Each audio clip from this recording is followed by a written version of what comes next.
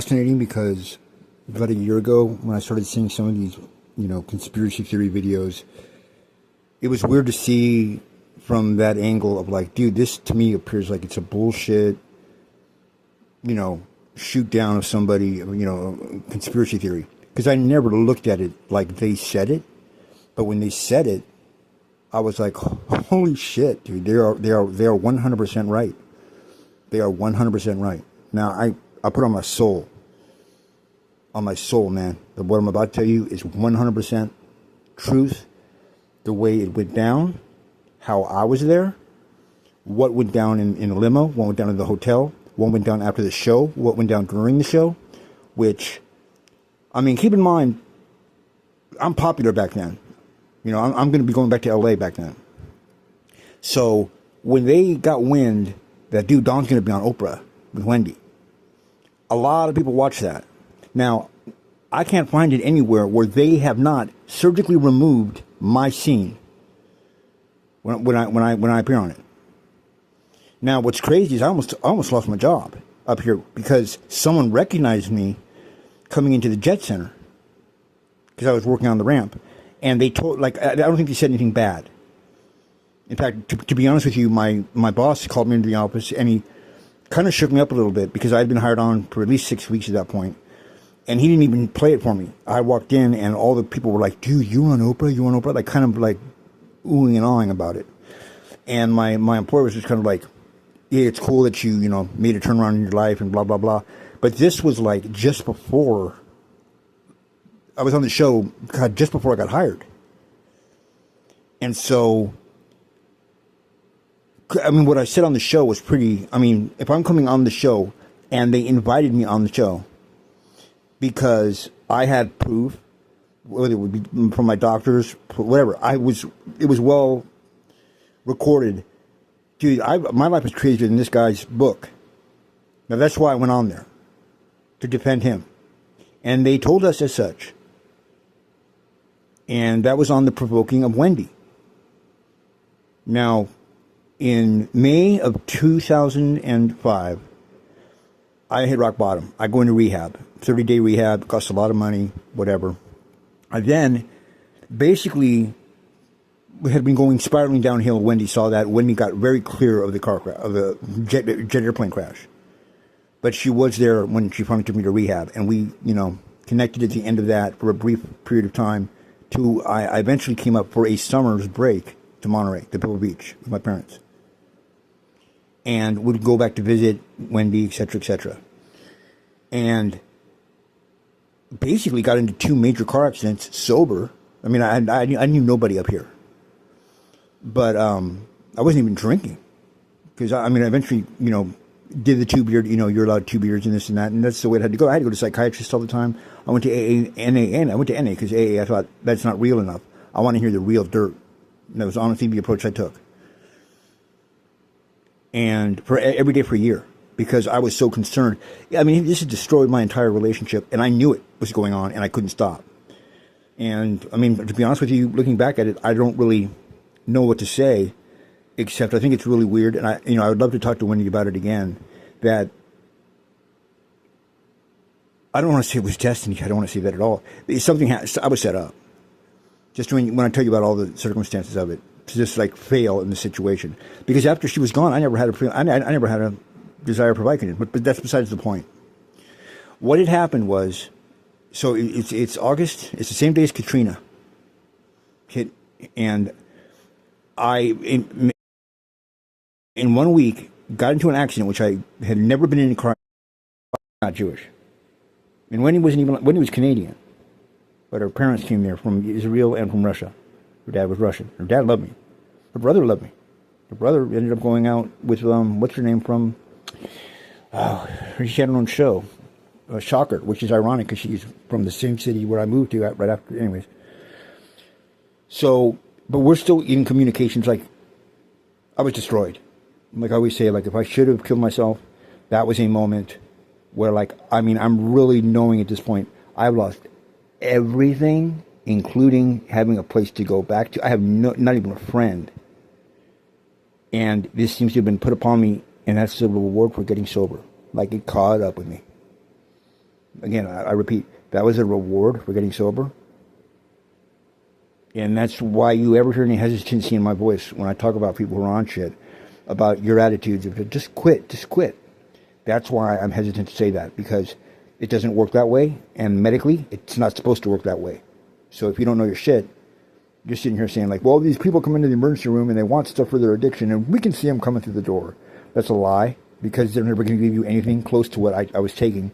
Why would I, it's like, if you're drinking shots of Jack Daniels and then you walk into a beer stand, it's just stupid to say that he came in here to supply his addiction.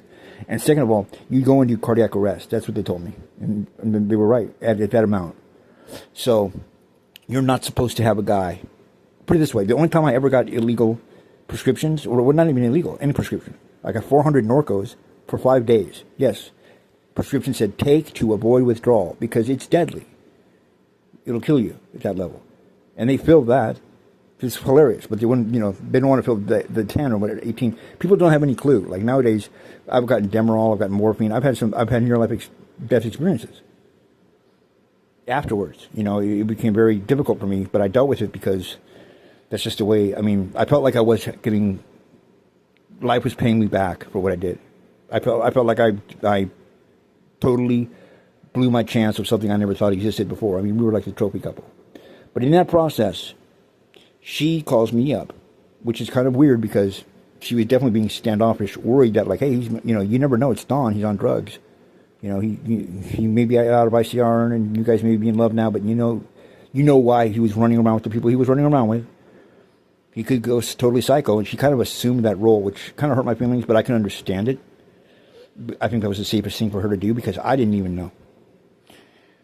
But she calls me and says, I just want to let you know, I understand everything you were saying now, and my feelings haven't changed at all, but I just felt you had the right to know that I'm much more empathetic to what happened to you, what was going on, and that I didn't understand because you were saying the same exact things as this book that I read. Now, she was a huge Oprah fan. And she goes, it was a part of her book club, and I didn't know anything about this. And she's like, it's really amazing. You have to read this book. I'm going to send you the book. And we ended up reading it again together over the phone. It was a good feeling. It was one of the healthier moments of my getting clean, because I really her coming back like that and having trusted me and telling me this story, and the story itself was at the time very, very healthy. Probably the only healthy thing I can think of that came of quitting everything, because I really wasn't a problem. I had never been arrested. I wasn't getting, the problem was the money spending, but I was making almost $500 to $1,000 a day when I got my movie shoots. But you can imagine, okay, why are you broke then, bro? Why are you broke? You work 1 week a month, and you should be able to afford anything you want without an amount of money, and you don't have any money? And that's how she was basically figuring out, doing the detective work and figuring out. And where's my dealer? Oh, coincidentally lives at the corner. And he's the only one in the whole valley that has bottles upon bottles of what you see behind the pharmacist. Life in the fast lane, everything all the time. It was just there for me. So it was very convenient that I could walk to my dealer's house. And we weren't even really in the hood of where most people were. And even that wasn't far. I had to chase him down, or eventually people started figuring out, hey, I guess this is the new kick. Because there were pills everywhere. When I was first, I didn't even know it was addicting, to be honest with you. Because it's a pharmaceutical. It's probably why I got addicted to it. Honestly, they told me that in rehab. It should have been on heroin. It would have been quicker and faster and easier. I learned a lot of shit. And Suboxone saved my life, because I was terrified. I woke up every night with a moment of clarity, terrified. Being dude, one day you're just going to die. And that's the doctor brilliantly told me, you're going to feel like you're going to die. You're not going to die, but when it's over with and you're sober, you're going to wish you did. I know that's not very cheery to say to someone who's going to get clean, but I really was different. And this book was very different. In little pieces. He's talking about some crazy ass shit. And she knows, and it's documented about some crazy ass shit I went through that's even crazier, as I brought up to Oprah. And she's going to call this guy a liar. Now, after we read the book, it's now it's mid-January, when he's like, hey, and she goes, I don't want to explain the whole, there's a reason behind why she said this. She said, I need you got to write one of your letters. I'm like, what are you talking about?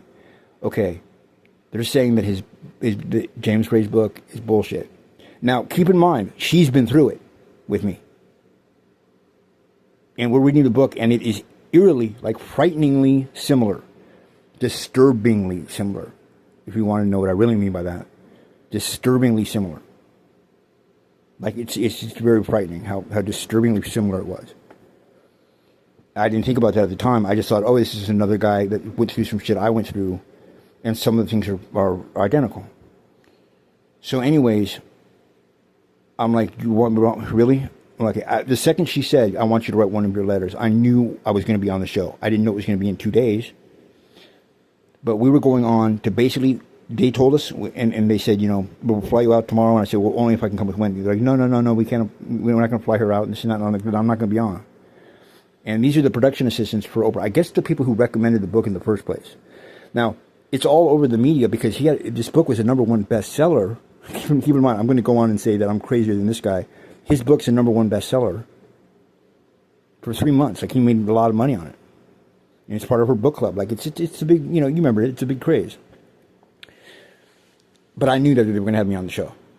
And they call me back and they agree. They go, okay, but, we're going to do this tomorrow. It's going to be, now this is what I want you to understand regarding the conspiracy stuff that they talk about with Oprah. It's going to be a live show. All her other shows are taped. Okay. But at that point, yes, of course, I'm known as the dude who will say something, and that's exactly how the audience came up to me and talked to me. Lots of women, to be honest with you, about how great I was because I said something that they could not say. Now, I'm not kidding you. Hey, Wendy has nothing to say positive about me. You can ask her and she'll say he's not lying about that. She knows I'm militant about the truth now because of what happened with us, me and her. But long story short, I basically say, I'll come out with Wendy comes out. They say, yes, okay, me and Wendy end up meeting at LAX and flying to Chicago. We stay in the Omni overnight. They give us money for food and this and that. The next morning, they're going to send a limo and we're going to be on the show. While I'm waiting outside, I meet James Frey. He has no clue. He thinks he's going to be on the show because when Oprah is going to back him up, like, hey, this guy's been through shit. We're going to support him. He does not have a clue. He's clueless. So that's one thing about how people have been saying that kind of shit about Oprah now, that she punks people stabs them in the back. Well, we witnessed it. And in fact, it was really, it was Illuminati creepy. Because when we get into the limo, we're going to cruise over, and there's these 2 other guys across from us that are fucking lawyers.